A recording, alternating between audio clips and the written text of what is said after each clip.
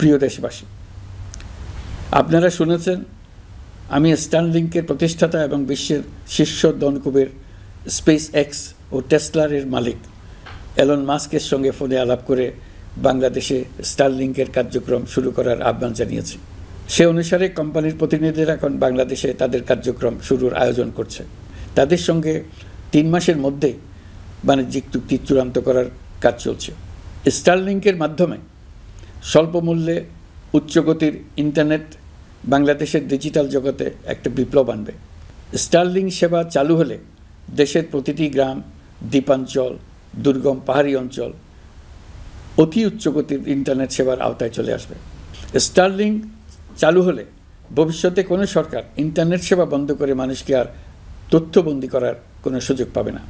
বাংলাদেশের প্রতিটি অঞ্চলে বিশ্বমানের শিক্ষা, স্বাস্থ্যসেবা, অর্থনৈতিক ক্ষেত্রে সকল নাগরিকের অংশগ্রহণ নিশ্চিত করা যাবে। আমাদের নতুন প্রজন্ম দেশের যে কোনো প্রত্যন্ত অঞ্চলেই থাকুক না কেন, তারা বিশ্ব নাগরিক হয়ে গড়ে ওঠার সুযোগ পাবে।